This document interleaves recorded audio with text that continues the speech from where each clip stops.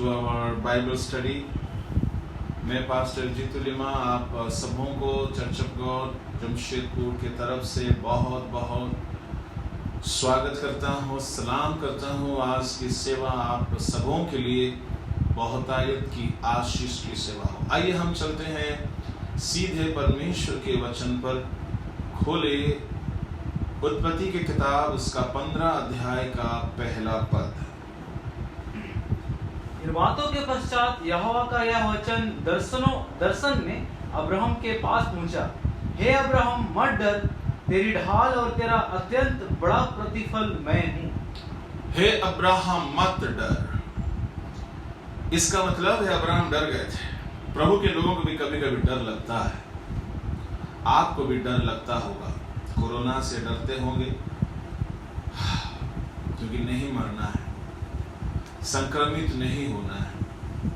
Abraham से परमेश्वर कहा, अब्राहम मत डर। अब्राहम किससे डरा हुआ था? पहला बात, अब्राहम को डर लग रहा था 5 राजाओं से।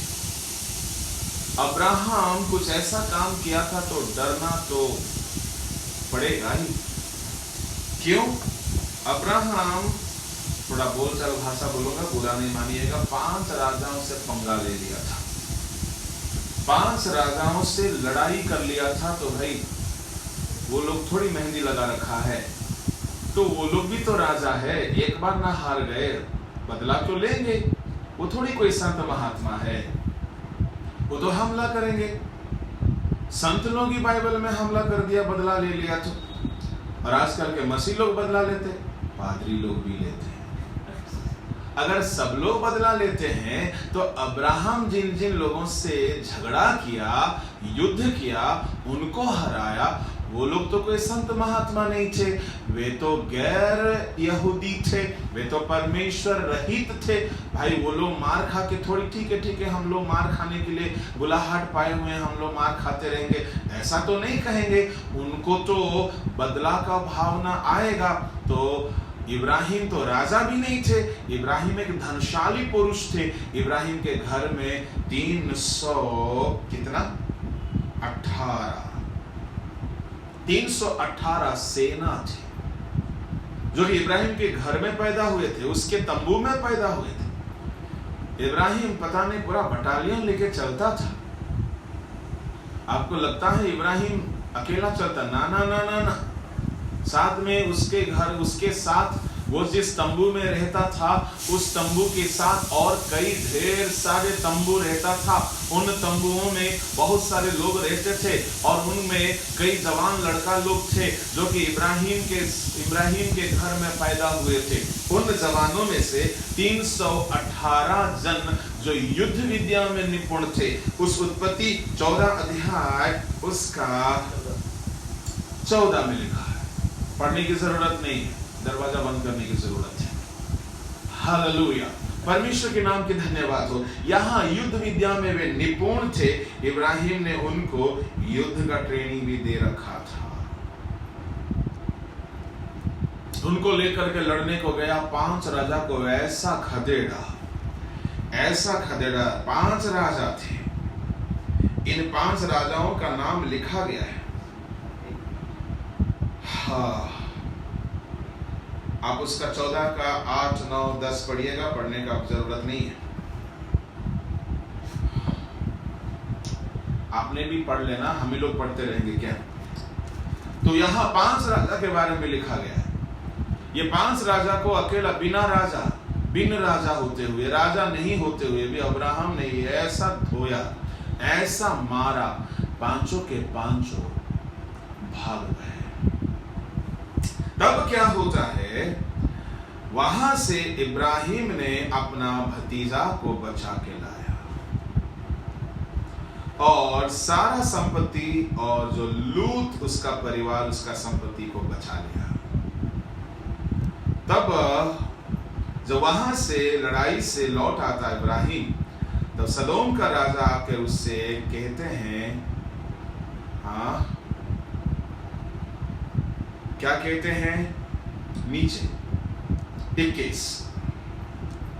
तब सदोम के राजा ने अब्राहम से कहा, प्राणियों को तो मुझे दे और धन को अपने पास रख। सदोम का राजा कहा जितने लोग हैं वो सब लोग मुझे दे दे, धन अपने पास रख लीजिएगा। ओके।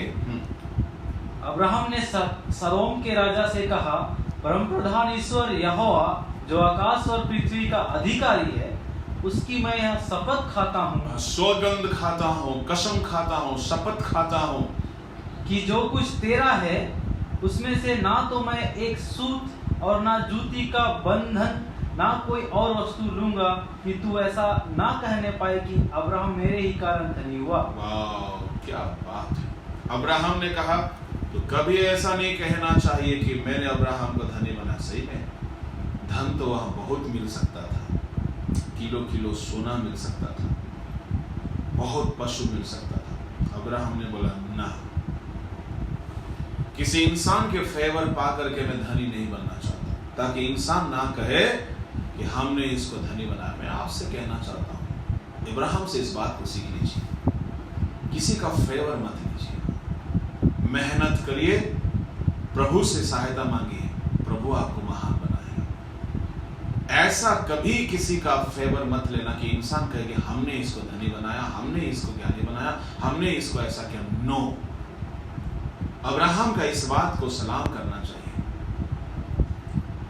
तब अब्राहम कुछ तो लिया नहीं, तो अब्राहम को सोचा होगा, अब्राहम का पत्नी अगर को खबर लग जाता कि अब्राहम कुछ नहीं लिया, पता नहीं आजकल का अब्राहम का पत्नी लोग को ऐसा खबर मिलता कि करोड़ों रुपया मिलने वाला था और ये बड़ा धर्मी बन करके कुछ भी नहीं लिया, तो पता नहीं क्या होता। पर अब्राहम की पत्नी अच्छी थी और हम सब के पत्नी भी अच्छी है। परमेश्वर के नाम की धन्यवाद हो। यहां पर परमेश्वर देखा अब्राहम को कि अब्राहम 5 राजा से लड़ लिया, अब वो 5 राजा कब आएंगे इस पर हमला करेंगे, इसको डर लग रहा है। अब्राहम को तो रात में नींद नहीं आता, सोता होगा तो भी खट से अगर आवाज हुआ तो उठ के देखता कोई आ तो नहीं गया मारने, क्योंकि तंबू है, कोई घर तो थोड़ी था। तंबू में तो किसी भी घड़ी हमला हो सकता है। वो 5 राजाओं का तो महल था। अब्राहम सोच रहा था मेरा पत्नी, मेरे बच्चे, मेरे लोग तो सब तंबू में रहते हैं, अगर वे आके हमला कर दे तो क्या होगा हमारे। अब्राहम को नींद नहीं आता होगा, अब्राहम को हमेशा डर सताता होगा।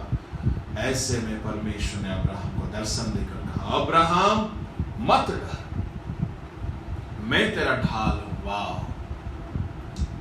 दुश्मन अगर आएंगे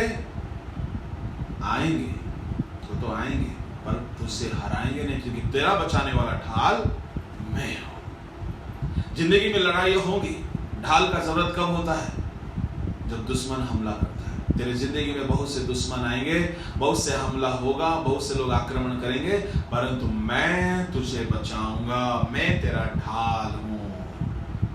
हालेलुया। परमेश्वर हमारा ढाल अगर बन गया है अजीजों, हमें किसी चीज की डर नहीं है, ना कोविड-19, ना कोविड-29, ना कोविड-20, ना 21, कुछ भी हमें हमला नहीं कर सकता है अगर परमेश्वर हमारा ढाल है।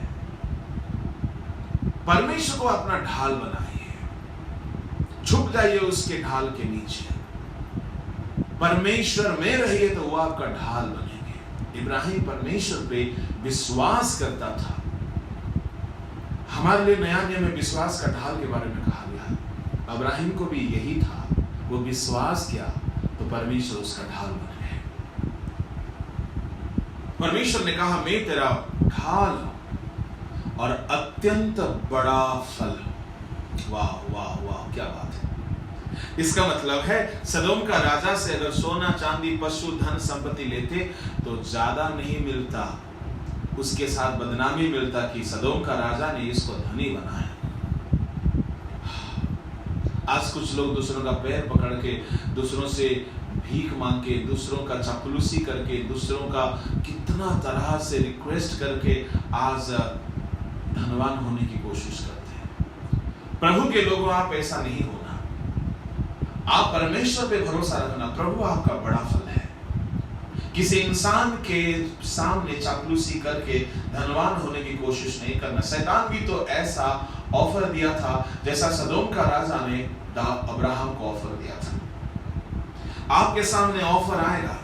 क्या नामान ने ऑफर नहीं दिया एलीशा को? दूसरा राजा का किताब उसका 5 अध्याय में नामान नाम के सेनापति एलीशा को ऑफर देता है, ऑफर नहीं गिफ्ट देता है, 6000 सोने की सिक्का। बाप रे बाप, कई करोड़ रुपए हो गए। एक सिक्का 10 ग्राम का होता था, 1 तोला का होता था। आज तो 30-35 हजार तोला है। आप डिवाइड कर दीजिए, मैं गणित में कमजोर हूं। 6000 इंटू 35,000 कितना होगा? कई करोड़ रुपया। इतना तनख्वाह लेकर के नामान महोदय आए थे एलीशा पादरी साहब के पास, गिफ्ट कर रहे थे। क्योंकि देखो, वो तनख्वाह लेने से कोई नामान को अच्छा लगता, कोई बुरा नहीं लगता, क्योंकि एलीशा की दुआ में, प्रार्थना में, सेवा में चमत्कार हुआ था। ले सकते थे, पर वह नहीं लिया। क्यों नहीं लिया? क्योंकि परमेश्वर उसका बड़ा फल है, परमेश्वर उसका बड़ा धन है। परमेश्वर से बढ़ करके बड़ा धन हमारा दुनिया का कोई भी धन नहीं है।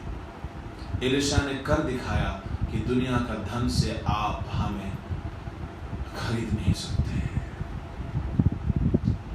नामान आके शिरकत करता है, सलाम करता है और विश्वासी बन जाता है यहोवा का। बाइबल में ऐसे कोई महान व्यक्ति लोग हैं जो धन के ऊपर, धन का लोभ, लालच के ऊपर जय पाए हुए लोग हैं। उसमें से अब्राहम है, उसमें से एलीशा है, उसमें से दानियल है। हाँ जी, दानियल को देखोगे, दानियल ने महाराजा बेलशस्सर का गिफ्ट को लालच नहीं किया। दानियल उसका 5 अध्याय को निकाले।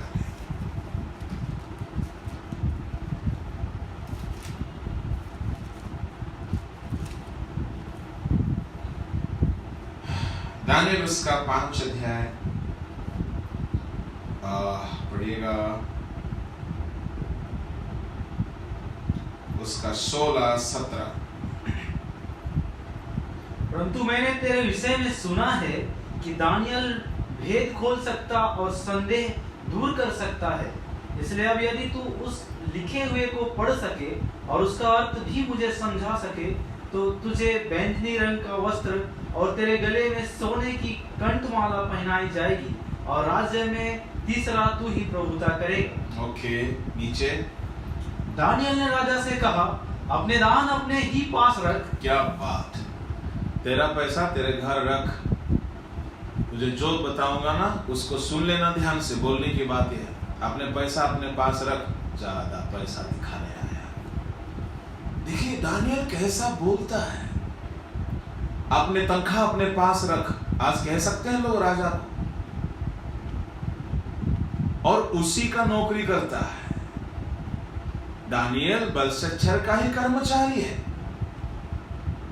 बेलशस्सर जब पाप किया, परमेश्वर ने दीवार में अपने हाथों से, उंगली से लिख दिया, मीने मीने तकेल उपार सिन्न। तब कोई उस अर्थ को नहीं बता पाए, तो किसी ने कहा, रानी ने कहा, दानियल को बुलाओ। प्रभु के लोग, आप परमेश्वर का भक्त जन हो, सही समय में लोग आपको याद करेंगे, घबराने की कोई बात नहीं है। और वह घड़ी आपका प्रमोशन का घड़ी होगा। समय से पहले किसी का हाथ पैर पकड़ना मत। प्रभु में बने रहना, ईमानदारी से रहना, दुआ प्रार्थना करना। परमेश्वर के राज्य में देर होती है और देर के साथ उन्नति होती है। प्रभु के नाम की धन्यवाद हो।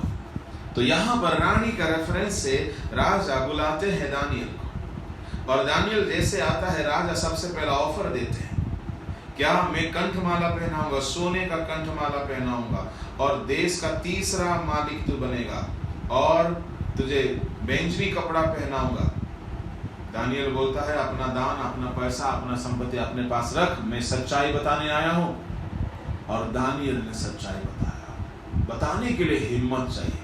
क्यों दानियल ने ऐसा कहा? क्योंकि वो पैसा देख लेता, पैसा का लोभ होता, दानियल वहां पे सच्चाई नहीं बोल सकता। क्या सच्चाई? तू मरेगा, ये सच्चाई बोलने के लिए हिम्मत चाहिए। तेरा राज्य तुझसे चले जाएगा, तेरा नौकरी जाएगा, तेरा बिजनेस जाएगा, ये बात बोलने के लिए हिम्मत चाहिए। दानियल ने वहां सच सच कहा, परमेश्वर तुझे तराजू में तौला है। दानियल का बात मुझे बहुत मजा आया। दानियल ने वहां कहा कि यहोवा ने तेरे पिताजी को मारा, तेरा पिताजी ने यहोवा के सामने दीन नहीं किया था। अगर उसको आप पढ़ोगे, उसका 11 पद से पढ़ो, उसका 20 से पढ़ो। परंतु जब उसका मन फूल उठा और उसकी आत्मा कठोर हो गई, यहाँ तक कि वह अभिमान करने लगा, तब वह अपने राज सिंहासन पर से उतारा गया और उसकी प्रतिष्ठा भंग की गई। वह मनुष्य में से निकाला गया और उसका मन पशुओं का सा और उसका निवास जंगली गधों के बीच हो गया। वह बैलों के समान घास चरता और उसका शरीर आकाश की ओस से भीगा करता था, जब तक कि उसने जान ना लिया कि परम प्रधान परमेश्वर मनुष्य के राज्य में प्रभुता करता है और जिसे चाहता उसी को उस पर अधिकारी ठहराता है। तो भी है बेलशस्सर, तू जो उसका पुत्र है और यह सब कुछ जानता था, तो भी तेरा मन नम्र ना हुआ। सब जानता था पिताजी को परमेश्वर घमंड के चलते कैसा मारा है, फिर भी नम्र नहीं किया। परंतु ने स्वर्ग के प्रभु के विरुद्ध सिर उठाकर उसके भवन के पात्र मंगवाकर अपने सामने रखवा लिए और अपने प्रधानों और रानियों और रखेलियों समेत तूने उसमें दाख मधु पिया और चांदी, सोने, पीतल, लोहे, काठ और पत्थर के देवता जो ना देखते, ना सुनते, ना कुछ जानते हैं, उनकी तो स्तुति की। परंतु परमेश्वर जिसके हाथ में तेरा प्राण है और जिसके वश में तेरा सब चलना फिरना है, उसका सम्मान तूने नहीं किया। नीचे तब ही यह हाथ का एक भाग उसी की ओर से प्रकट किया गया है और वे शब्द लिखे गए हैं। जो शब्द लिखे गए वे ये हैं, मने मने तकेल और उपकृषि। इस लेख का अर्थ यह है, मने अर्थात परमेश्वर ने तेरे राज्य के दिन गिनकर उसका अंत कर दिया है। तकेल अर्थात तू मानो तराजू में तौला गया और हल्का पाया गया है। परेश अर्थात तेरा राज्य बांटकर मादियों और फारसियों को दिया गया है। तब बेलशस्सर ने आज्ञा दी और दानियल को बैंगनी रंग का वस्त्र और उसके गले में सोने की कंठमाला पहनाई गई। और ढिंढोरियों ने उसके विषय में पुकारा कि राज्य में तीसरा दानियल ही प्रभुता करेगा। राजा को आशीष देना ही पड़ा दानियल को। दानियल का टारगेट में धन नहीं था। दानियल खर्रा प्रचार किया, तेरा राज्य तुझसे छीन लिया जाएगा, दूसरों को दे दिया गया है। आज कोई है कह सकता तुम्हारा व्यापार जाने वाला है, तुम्हारा नौकरी जाने वाला है, ऐसा भविष्य वक्ता लोग पसंद नहीं करेगा। तुम्हारा नौकरी आ रहा है, तुम्हारा वीसा हो रहा, तुम्हारा पासपोर्ट बन रहा है, तुम्हारी प्रमोशन हो रहा है, तुमको तनख्वाह मिल रहा है, तुम्हारे पर्स से पैसा निकल रहा, यही सब भविष्यवाणी लोगों को अच्छा लगता है। दानियल वाला भविष्यवाणी अच्छा नहीं लगेगा, पर दानियल का जरूरत है। दानियल को पैसा से राजा खरीद नहीं सकता। मेरे भाइयों बहनों, आप उस दानियल की तरह, एलीशा की तरह, इब्राहिम की तरह जिंदगी जीने का संकल्प लीजिए। उनके पैसा का लोभ नहीं था, वे सच्चाई के लिए जीने वाले लोग थे। परमेश्वर ऐसे लोगों को देखकर कहता है, अब्राहम को देखकर कहता, मैं तेरा पैसा हूं, मैं तेरा धन हूं, मैं तेरा संपत्ति हूं, मैं तेरा प्रतिफल हूं। तूने जो मेहनत किया मैं तुझे फल दूंगा। कई लोग कहीं प्रचार के लिए जाते हैं तो पहले डिमांड करते कि इतना तनख्वाह दोगे तब आऊंगा। कई लोग कहीं प्रचार भी करते हैं तो आशा रखते हैं कि कितना मिलेगा। मैं आपसे कहना चाहूंगा, परमेश्वर हमारा प्रतिफल है। हम अपने काम करते जाएं, कोई इंसान हमें तनख्वाह नहीं दे सकता। इंसान दे भी सकता क्या? वो खुद तो ऑक्सीजन चला जाए उसका तो वो खुद को बचा नहीं सकता। वो इंसान हमें क्या दे सकता है? कोई इंसान हमें पाल नहीं सकता, कोई इंसान हमें तनख्वाह नहीं दे सकता, कोई इंसान हमारी जरूरतों को पूरा नहीं कर सकता, क्योंकि हमारी जरूरतें बहुत हैं। और जिसने हमें बनाया, जिसने हमको जन्म दिया, जिसने हमको रखा, जिसने हमको नियुक्त दिया, वो हमारी जरूरतों को पूरा करता है। इसलिए हमारे भरोसा परमेश्वर की ओर है। इसलिए आप परमेश्वर के सेवादार हो तो आपका भरोसा परमेश्वर पे होना चाहिए, किसी सदोम की राजा पे नहीं होना चाहिए, किसी नामान पे नहीं होना चाहिए, किसी बलशेशर पे नहीं होना चाहिए। धनवान लोग बहुत आपके पास होंगे पर आपका ध्यान उन पर ना हो, आपका ध्यान परमेश्वर पर हो, तब परमेश्वर कहेगा मैं तेरा अत्यंत बड़ा फल हूं, एक्सीडिंगली ग्रेट रिवॉर्ड। परमेश्वर हमें जरूरत पूरा करेगा। कई बार कई लोग डिमांड करते हैं, कई बार कई लोग आशा रखते हैं। मैं आपसे कहना चाहूंगा कई लोगों को कई जगह में बुलाना भी खतरा है, बुलाने से उनकी डिमांड पहले बात आता है। मैं ये भी कहना चाहता हूं हाँ उनकी जरूरतें होती है, 5 लोग जाएंगे टीम में तो भाई खर्चा तो है। ऑर्गेनाइजर्स लोग समझदार होकर उस सब चीज को ध्यान देना चाहिए। हमारे कुछ ऑर्गेनाइजर्स भी बहुत महात्मा लोग हैं, बुला तो देंगे, जाने आने का व्यवस्था भी नहीं करेंगे, तो वो लोग मांगते हैं पर वो गलत है। इब्राहिम ने सदोम के राजा को बचाया, लूत को बचाया, 5 राजा को भगाया पर बदले में कुछ भी नहीं लिया। परमेश्वर ऐसे निस्वार्थ भावना से सेवा करने वालों को कहता है मैं तुम्हारा बड़ा फल हूं। आप कहीं भी सेवा करते हो, लोग आपको तनख्वाह नहीं देता है, नाराज नहीं होना, गुस्सा नहीं करना, दुख नहीं होना, कुड़कुड़ाना मत। उचित समय में परमेश्वर आपको प्रतिफल देगा, क्योंकि हमारा फल देने वाला, हमारी मजदूरी देने वाला परमेश्वर है। बीते कुछ दिन पहले कुछ लोगों ने मुझसे फोन करके कहा पादरी साहब शायद आपका कोई फेसबुक का फेक अकाउंट खुला है। तो मैंने पूछा कैसे, तो भाइयों ने कहा वो हमें पैसा मांगता है। तो शुक्रिया उन भाइयों से जिन्होंने मुझसे कंसल्ट किया कि आपका फेक अकाउंट किसने खोला है और मैसेंजर में मैसेज करके पैसा मांगता है। मैं धन्यवाद देता हूं उन भाइयों को। वो भाई लोग मुझे समझते थे कि मैंने कभी पैसा किसी से ना डायरेक्टली ना इनडायरेक्टली कभी मांगा है, परंतु एक भाई सीधा साधा था, वो फंस गया, 1000 रुपया दे दिया। मैं आपसे कहना चाहता हूं ये हमारी आदत नहीं है, हमारे स्वभाव नहीं है, हमारा धर्म नहीं है कि हम पैसा मांगे। हम परमेश्वर पे भरोसा रखते हैं और परमेश्वर हमारा अत्यंत बड़ा फल है। परमेश्वर देगा तो बोलते हैं ना हिंदी में छप्पर फाड़ के देगा, नहीं देगा तो भी छप्पर को तोड़ देगा, क्योंकि उसमें भी अच्छाई है। तोड़ दिया था ना आयुब का घर, आयुब का घर तो टूट गया, उसके बच्चों के ऊपर दीवार गिर गया।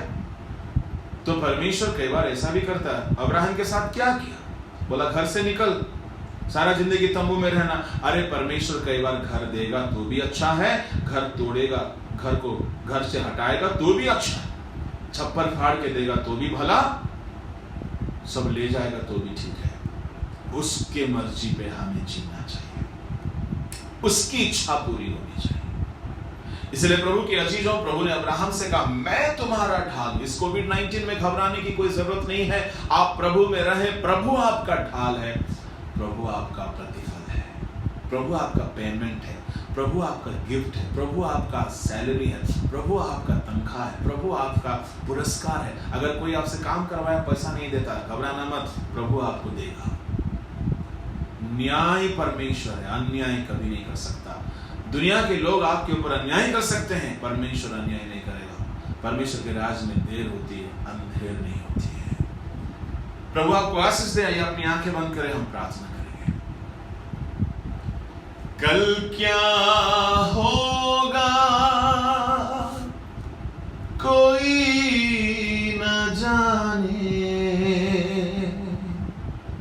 आज यीशु को दिल तू दे दे। कल क्या होगा कोई न जाने, आज यीशु को दिल तू दे दे, आज यीशु को दिल तू दे दे। आइए प्रार्थना करें। आसमानी जलाली खुदा, हम शुक्रिया करते हैं आज की सेवा के लिए। प्रभु जी कल क्या होगा हम नहीं जानते हैं, आज हम अपनी जिंदगी तेरे पास रखते हैं। प्रभु तू हमारा ढाल है, तू हमारा अत्यंत बड़ा फल है। इस बात को सीखने में हमें सहायता किया, हमारी जिंदगी में ढाढ़स, उत्साह आशीष का कारण बने। ऐसा सहायता कीजिए मालिक, हर एक को आशीष दीजिए। आदर महिमा तुझे देते हैं, प्रार्थना यीशु के नाम से मांगते हैं, आमीन। God bless you all.